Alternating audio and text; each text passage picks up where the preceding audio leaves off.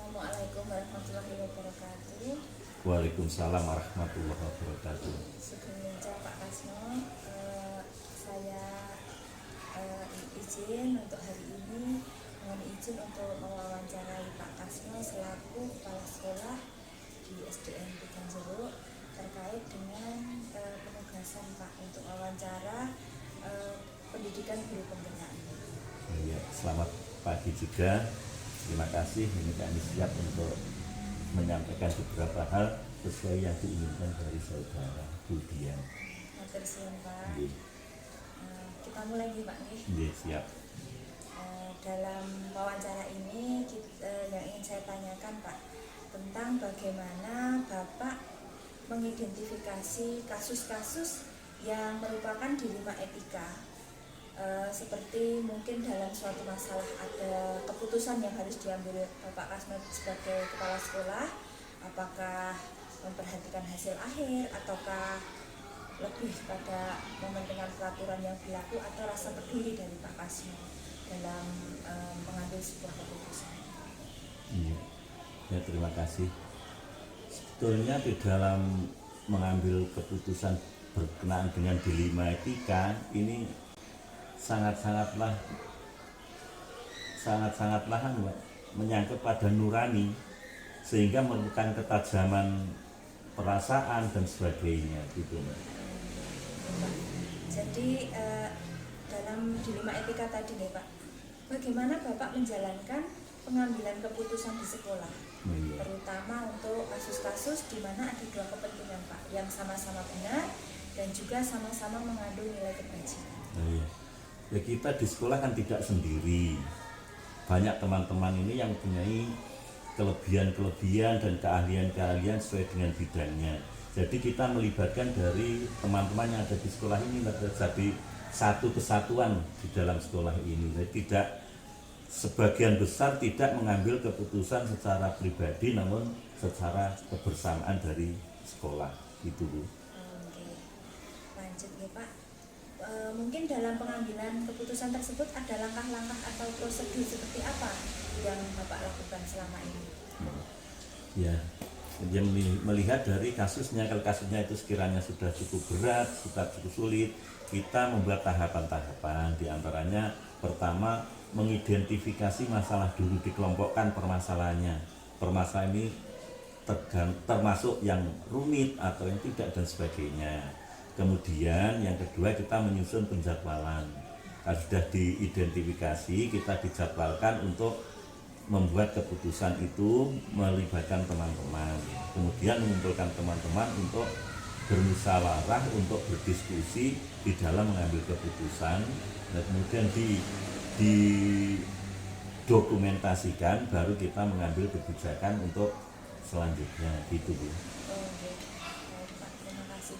Lalu Pak, dalam hal-hal pengambilan keputusan tadi, apakah Bapak menganggap efektif dalam pengambilan keputusan itu kasus-kasus dilema etika itu yang lebih efektif yang seperti apa?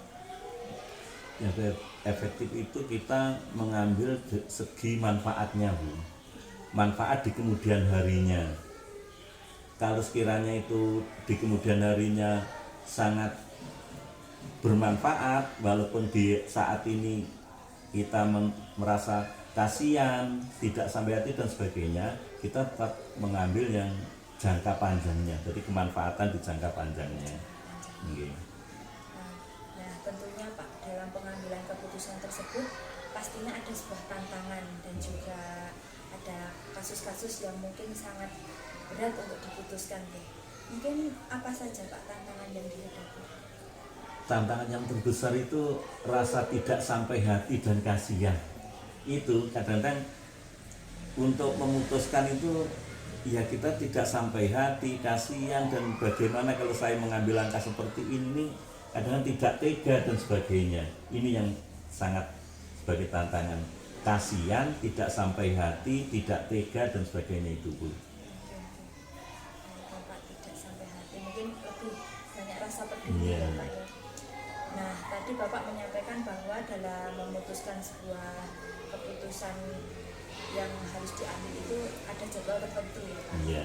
Mungkin apakah dalam jadwal tersebut ataukah mungkin Bapak juga pernah menyelesaikan permasalahan itu di tempat, atau kalau jika dengan jadwal itu bentuk dan prosedurnya seperti apa yang dijalankan? Itu tadi seperti sampaikan di depan, kita mengidentifikasi dulu permasalahannya.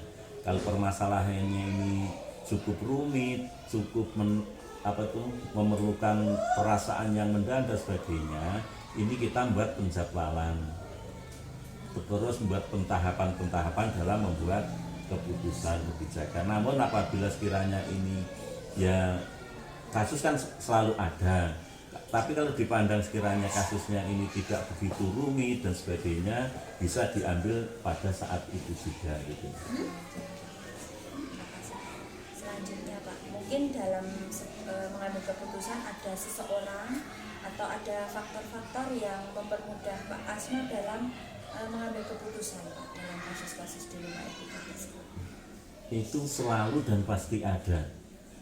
Terlebih-lebih kalau kasusnya ini cukup rumit, cukup menantang dan cukup sulit, itu kita tetap melibatkan dari teman-teman sesuai dengan, kan teman-teman kita ini mempunyai kelebihan-kelebihan tersendiri. Misalnya satu pandai pada bidang hukum, ada yang bidang agama, ada yang kemaslahan dan sebagainya, yang dimanfaatkan teman-teman itu sesuai dengan kasus yang ada gitu.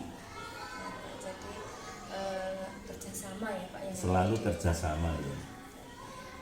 Dari sekian hal yang sudah Pak Asno sampaikan tentang bagaimana memutuskan sebuah kasus di rumah etika di sekolah, mungkin pembelajaran yang dapat dipetik dari pengalaman Bapak selama ini apa? Ya, cukup mendewasakan, karena semakin banyak permasalahan kita akan semakin cerdas, semakin dewasa. Dan dari permasalahan itu titik tumpunya bagi saya itu untuk masa depannya. Masa depan ini manfaat di masa depan. Jadi kan ada dua permasalahan, masalah kasihan dan sebagainya, tetapi tetap ditinggalkan mengingat kepentingan di masa depannya. Walaupun ada sisi yang sekiranya ditinggalkan, namun apabila sisi yang ditinggalkan itu tidak begitu mempengaruhi kemanfaatan masa depan, itu disisihkan, ditinggalkan, diabaikan. Yang diutamakan adalah kemanfaatan di masa depan, jadi dampak yang ada di masa mendatangnya bagi anak. Gitu Bu. Pak, terima kasih luar biasa jawaban saking Pak Asno sudah membantu saya haturkan terima kasih untuk wawancara ini. Mungkin terima kasih saya sampaikan. Badhe nyuwun pamit. Wassalamualaikum warahmatullahi wabarakatuh. Waalaikumsalam, dan mohon maaf apabila yang kami sampaikan ini sekiranya banyak yang tidak sesuai dengan aturan yang ada, itu karena hubungannya dengan nilai nurani dan perasaan gitu Bu ya. Waalaikumsalam Bu Dian.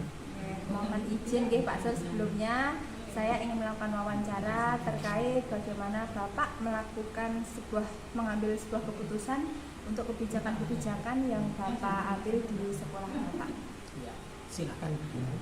Terima kasih nih Pak.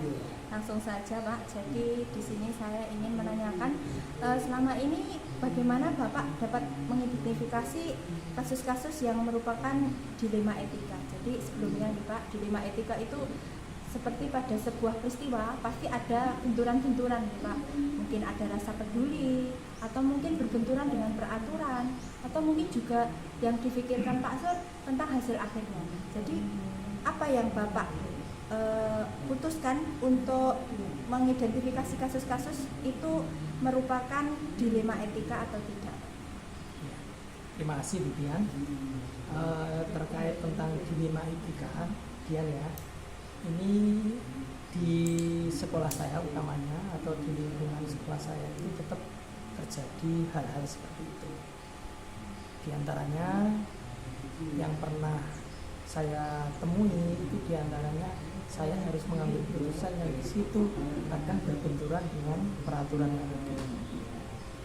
Jadi identifikasi saya saat ini apabila terjadi dilema etika itu selalu akan saya renungkan dan itu akan menjadi salah satu topik yang perlu kita bahas bersama dengan semua yang ada di sekolah saya. Jadi saya bicarakan dan itu menjadi salah satu bentuk yang nantinya akan menjadi satu prioritas untuk saya selesaikan apabila menemui kasus-kasus tersebut. Terima kasih. Terus selanjutnya Pak, bagaimana Bapak menjalankan pengambilan keputusan di sekolah, terutama untuk kasus-kasus di mana ada dua kepentingan yang sama-sama benar dan juga mengandung nilai kebajikan. Terima kasih Bu, terkait apabila terjadi kasus dilema seperti itu, maka saya harus memegang salah satu bahwa saya akan memprioritaskan untuk kepentingan bersama terlebih dahulu. Jadi saya agak sedikit, walaupun di situ sebenarnya ada kepentingan yang luar biasa, individu misalnya gitu, tapi saya harus lebih memilih dari kepentingan yang lebih banyak. Yang kedua adalah termasuk juga menyangkut dari prinsip-prinsip yang harus saya lakukan. Baik, terima kasih Pak. Lalu dalam pengambilan keputusan tersebut pastinya ada langkah-langkah atau prosedur ya Pak yang diambil. Nah, seperti apa biasanya Bapak melakukannya selama ini? Untuk selama ini apabila saya menemui kasus semacam itu pasti akan kami lakukan. Yang pertama adalah mengidentifikasi, kemudian mempelajari kasus tersebut. Kemudian setelah itu akan kami temukan atau kami lakukan untuk bagaimana mencari solusi-solusi yang baik agar, karena walaupun bagaimana dilema etika itu nanti akan menyangkut dan menyinggung dari salah satu dari pihak yang dirugikan. Salah satunya mungkin kalau sesuatu itu adalah benar semua, maka saya harus menyalahkan salah satu kan gitu kalau namanya. Jadi harus mulai ada identifikasi, kemudian nanti mencari win-win solusi yang terbaik dan di mana itu tidak mencari hal yang sedikit menimbulkan sebuah permasalahan. Terima kasih. Jadi mengecilkan efeknya ya Pak ya. Jadi dalam hal-hal yang sudah dilakukan Pak Sur selama ini, mungkin ada hal-hal yang dianggap efektif dalam pengambilan keputusan pada kasus-kasus tersebut Pak? Ya, pengambilan semacam itu yang pertama ya harus dimusyawarahkan secara bersama. Ya, walaupun di sisi lain memang saya punya prinsip-prinsip secara pribadi dan sudah punya, tapi untuk dibicarakan bersama dalam satu keluarga, dalam satu skop satuan pendidikan itu perlu. Jadi trik yang paling sering saya gunakan adalah apabila ada sebuah permasalahan saya bawa selalu dimusyawarahkan. Jadi dalam memutuskan sebuah permasalahan ada dilemanya tentunya, juga pasti ada tantangan ya Pak dalam masalah tersebut. Dalam tantangan tersebut, dalam pengambilan keputusannya mungkin banyak tantangan yang seperti apa yang Bapak alami di sekolah? Terima kasih. Tantangan tersebut yang sering muncul pasti nanti tantangan itu adalah apabila terjadi dilema etika, pihak yang salah satu dirugikan itu menjadi tantangan utama. Tapi semua itu pasti seakan apabila ada hal yang nantinya akan merugikan pihak, maka pihak itu harus saya rangkul, kemudian kita jelaskan, kemudian mungkin hal itu kalau itu belum bisa kita akomodir, itu menjadi prioritas yang utama. Karena kita harus pahamkan pada mereka bahwa di saat ini kita harus memilih sesuatu yang benar. Itu yang paling penting. Konsep itu yang harus kita pahamkan kepada satuan atau seluruh warga di satuan pendidikan bersama. Baik Pak, terima kasih. Mungkin Bapak juga memiliki sebuah jadwal tertentu Pak. Jadi dalam sebuah penyelesaian kasus dilema etika ini, mungkin Anda langsung menyelesaikan di tempat, atau mungkin ada jadwalnya untuk menyelesaikannya, atau bentuknya, atau mungkin ada prosedur yang harus dilewati untuk menjalankannya Pak? Ya, perlu kalau dalam hal itu untuk menyelesaikan hal semacam itu harus ada jadwal yang khusus. Kita harus mengetahui situasi dan kondisi. Tidak mungkin di situasi di tempat itu apabila tidak memungkinkan, tidak mungkin saya selesaikan di situ, karena bisa memungkinkan malah sesuatu yang hal yang baik nanti akan menjadi tidak baik, karena situasi dan kondisi itu akan mempengaruhi dari psikis dari semua orang-orang yang ada di sekitar. Jadi kalau itu sudah teridentifikasi, mungkin nanti untuk penyelesaiannya kemudian cari apa penyebab dan harus prioritas apa yang harus saya pilih, baru nanti kita membuat dalam forum yang memungkinkan untuk membicarakan itu. Oke, Pak, terima kasih luar biasa. Jadi selama ini keputusannya dilakukan secara bersama-sama. Mungkin dari Pak Sur sendiri, adakah seseorang atau mungkin ada faktor-faktor yang selama ini mempermudah atau membantu dalam Pak Sur mengambil keputusan dalam kasus-kasus dilema etika tersebut? Terkait dengan ini mungkin ya, untuk kalau apabila ada dilema semacam itu ya kadang mungkin kita juga ada mempertimbangkan kearifan lokal, misalnya itu masalahnya itu terkait tentang di sekolah dan itu terkait dengan ada yang ada di sekolah, itu berarti orang-orang di sekitar itu harus kita pertimbangkan, komite dan sebagainya misalnya itu, atau sesepuh lah dari situ, itu kadang menjadi pertimbangan, atau sesepuh pendidikan atau orang yang berpengalaman yang itu menjadi pertimbangan itu untuk saat ini. Iya Pak, terima kasih. Dari pembicaraan kita pada siang hari ini Pak, mungkin dari apa yang kita bicarakan, apa yang Pak Sur sampaikan, apa Pak pembelajaran yang dipetik dalam pengalaman Bapak mengambilkan keputusan pada kasus-kasus dilema etika? Pembelajaran yang bisa saya ambil adalah bagaimana yang paling benar itu adalah memilih sesuatu di antara dua pilihan yang sebenarnya itu adalah baik dan benar.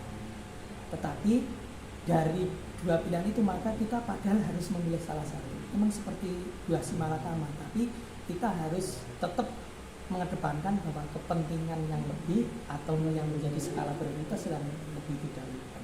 Mungkin itu pembelajaran yang bisa saya raih, dan untuk saat ini memang hal-hal semacam itu nanti akan muncul terus selama saya menjadi mengemban amanah untuk sebagai manajer di sebuah satuan.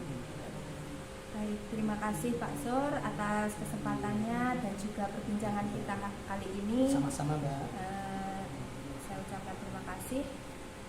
Wassalamualaikum warahmatullahi wabarakatuh. Sama-sama, dan waalaikumsalam warahmatullahi wabarakatuh.